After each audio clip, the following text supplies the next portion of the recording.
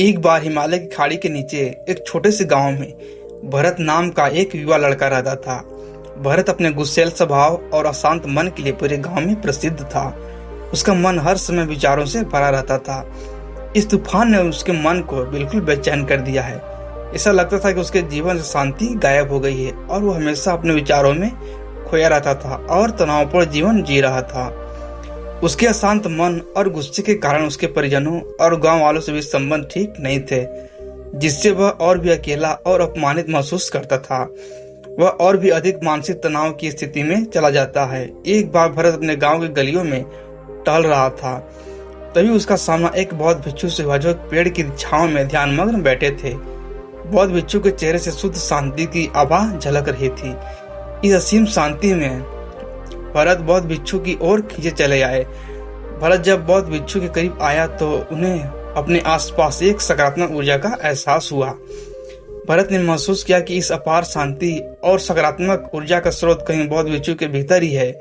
इसलिए वह वहीं बैठकर उसकी आंख खुलने का इंतजार कर रहा था। थोड़ी देर बाद जब बौद्ध भिक्षु ने अपनी आंखें खोली तो उसने अपने सामने एक युवा लड़के को बैठा हुआ पाया, जो बहुत तनावग्रस्त और नकारात्मक भावनाओं से भरा हुआ लग रहा था।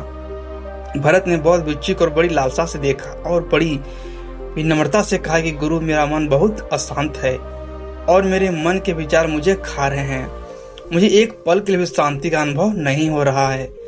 क्या आप मुझे अपने अशांत मन को शांत करना सिखा सकते हैं? भरत की पीड़ा को समझते हुए बौद्ध भिक्षु ने करुणा भरी दृष्टि से उसकी ओर देखा और कहा, मेरे प्यारे बच्चे, तुम्हें मैं एक कहानी सुनाना चाहता हूँ। इस कथा में मानसिक शांति और प्रसन्नता के रहस्य छिपे हैं। क्या आप कहानी सुनना चाहेंगे? भरत ने हाँ में सिर हिलाया और पूरी एकाग्रता से कहानी को सुनने को तैयार हो गया। उसके अंदर जिज्ञासा चरम पर थी। बहुत समय पहले की बात है। एक नगर में शक्ति नाम का एक व्यक्ति रहता था। शक्ति बहुत महत्वाकांक्षी व्यक्ति था और उसे हर काम में लोगों से प्रशंसा चाहिए होती थी। यदि उसे किसी से अपयश और बुराई सुनने को मिलती है तो वह गहरी चिंता और तनाव में चला जाता है। उसका मानना था कि सफलता और भौतिक शक्तियां मनचाहा सुख देती हैं, लेकिन जितना अधिक वह सफलता और प्रशंसा के पीछे भागता उतना ही मानसिक तनाव में डूबता जा रहा था। लेकिन अचानक शक्ति का सामना उस समय के प्रसिद्ध बौद्ध भिक्षु से हो गया, जिसका नाम महाकौशल था। महाकौशल अपने शिष्यों को ध्यान की शिक्षा देते थे और वे स्वयं एक बहुत ही ध्यानी और प्रबुद्ध व्यक्ति थे। शक्ति ने महाकौशल की अद्भुत एकाग्रता से प्रभावित होकर उनसे अपने भटकते हुए मन को शांत करने का उपाय जानना चाहा। शक्ति ने कहा कि हम हमेशा सफलता के पीछे भागते हैं और लगातार और अधिक हासिल करने की कोशिश करते रहते हैं, फिर भी मुझे क्षणिक संतुष्टि या आत्मसंतुष्टि नहीं मिलती। इस निरंतर बेचैनी के बीच में मैं शांति कैसे पा सकता हूँ? बौद्ध भिक्षु ने करुणामय दृष्टि से उसकी ओर देखा और उसे उत्तर दिया, आपका मन एक अशांत नदी की तरह है जो हमेशा बहती और बहती रहती है। आपका मन कभी भी शांत नहीं रह सकता। इसलिए इस अशांत मन को शांत करने के लिए आपको अपने विचारों को बिना किसी बाधा के जाने देने की कला सीखनी होगी। शक्ति को आश्चर्य हुआ और पूछा कि मैं अपने विचारों को कैसे जाने दूं? आखिर मैं भी अपनी इच्छाओं और महत्वाकांक्षाओं से जुड़ा हुआ हूँ। बौद्ध भिक्षु सुनकर मुस्कुराए और कल्पना कीजिए कि आपके हाथ में पानी का गिलास है। अब आप इसे जितना अधिक समय तक पकड़े रहेंगे यह उतना ही भारी होता जाएगा, और अगर आप इसे काफी देर तक पकड़े रहेंगे तो आपके हाथ में दर्द होने लगेगा। लेकिन अगर आप उस पकड़ को ढीला कर देते हैं और जाने देते हैं तो आपका भार चला जाएगा। भरत ने कहानी और उसके संदेश को ध्यान से सुना। वह समझ गया कि अपने विचारों और इच्छाओं से चिपके रहने से उसका बोझ बढ़ जाता है और भीतर अशांति पैदा करता है। अब भरत कहानी का अंत सुनने के लिए बेसब्री से इंतजार कर रहे थे। बौद्ध भिक्षु ने शक्ति कहकर कहानी जारी रखी। बौद्ध भिक्षु के शब्दों के बाद विचारों को जाने देने का अभ्यास शुरू किया। वह बिना किसी पूर्ण निर्णय के अपने विचारों और भावनाओं को आते जाते देखता है। अब उसने विचारों को पकड़ना बंद कर दिया था।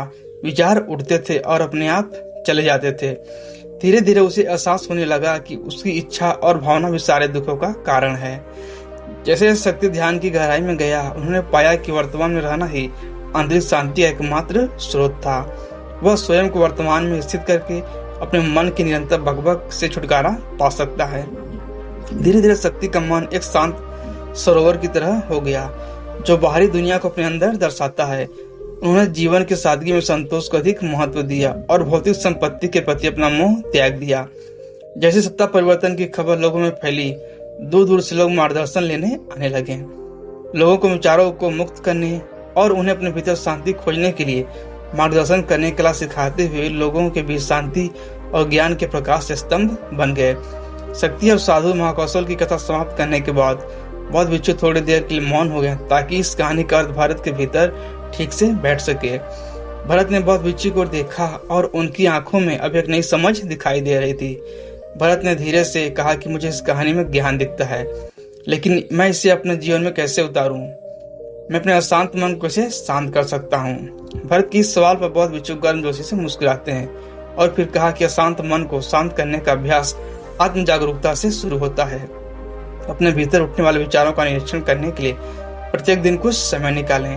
आपके आसपास आने वाली भावनाओं पर ध्यान दें और देखें कि वे कैसे आती हैं, और आकाश में उड़ते बादलों की नाई चले जाओ। भरत ने अपनी आंखें बंद कर ली और बौद्ध भिक्षु द्वारा बताए गए अपने विचारों का निरीक्षण करने लगे। जैसे जैसे उसे अपने भीतर उठने वाले विचारों पर ध्यान देना शुरू किया, उसने महसूस किया कि उसे अपने भीतर चिंता और इच्छाओं के अलावा एक अलग शांति की भी एक भावना है। इस एहसास ने उन्हें एक अद्भुत शांति का एहसास कराया। उन्होंने यह भी महसूस किया कि सभी विचारों और भावनाओं से अलग है। बौद्ध भिक्षु ने आगे कहा कि जैसे शक्ति ने स्वयं को सभी आसक्ति से अलग कर लिया था, अपने मन को परेशान करने वाले विचारों और भावनाओं से मुक्त करने का अभ्यास विकसित करें। जो विचार आए उसे बिना किसी पूर्वाग्रह के स्वीकार करें और फिर धीरे धीरे उन्हें जाने दें और अपना ध्यान वर्तमान क्षण पर केंद्रित करें।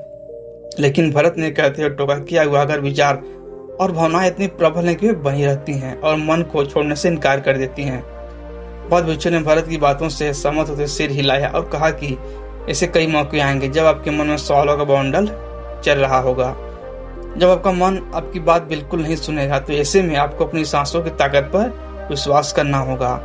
एक बार फिर भिक्षु ने भरत से कहा, अपनी आंखें बंद करो और अपनी सांस पर ध्यान केंद्रित करने के लिए अपने पेट को उठते हुए और मंथन करते हुए महसूस करो। बौद्ध भिक्षु ने समझाया कि जब भी आपका मन अशांत हो, तुरंत अपनी सांस पर लौट आएं। सांस की यांत्रिक गति आपको तुरंत वर्तमान के क्षणों में वापस खींच लेगी और आपको शांति का अनुभव करते हैं।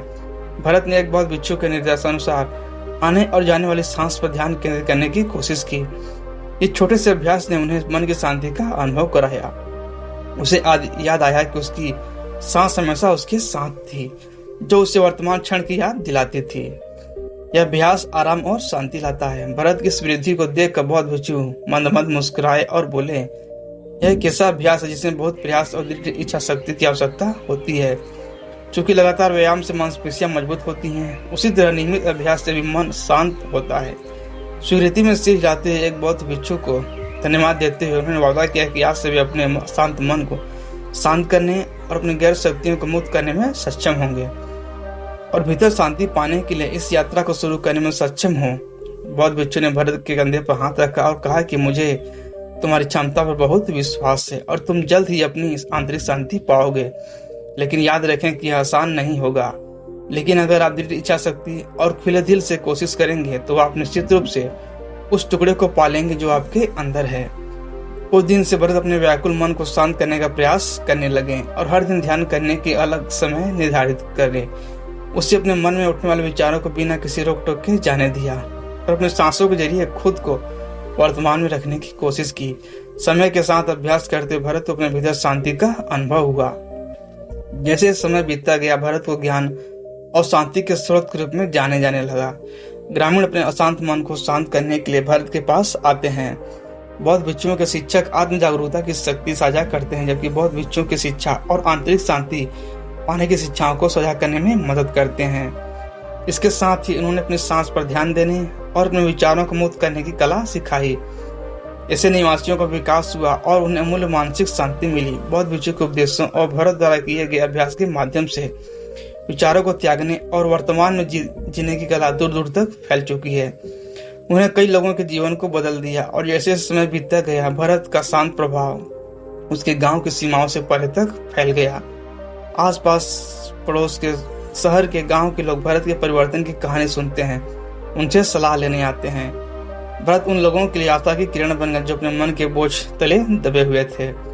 भरत की शिक्षाएं केवल ध्यान और प्रवचन तक सीमित नहीं थी, बल्कि रोजमर्रा के कामों को जागरूकता से करने पर ज्यादा जोर देते थे। वह लोगों को उनकी भावनाओं से अवगत होने की याद दिलाते थे। इस बात पर ध्यान दें कि आप पूरे दिन क्या कहते हैं और आप अपने आसपास होने वाली घटनाओं पर कैसे प्रतिक्रिया करते हैं।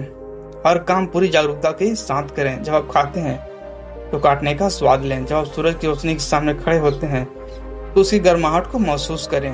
लोग क्या कहते हैं ध्यान से सुने और समझें। छोटे छोटे बदलाव ने लोगों के जीवन में चमत्कारिक परिवर्तन ला दिए। भरत की शिक्षाओं से लोगों ने सीखा कि जीवन का आनंद वर्तमान में है। दोस्तों, आशा है आपने इस कहानी से बहुत कुछ सीखा होगा। धन्यवाद।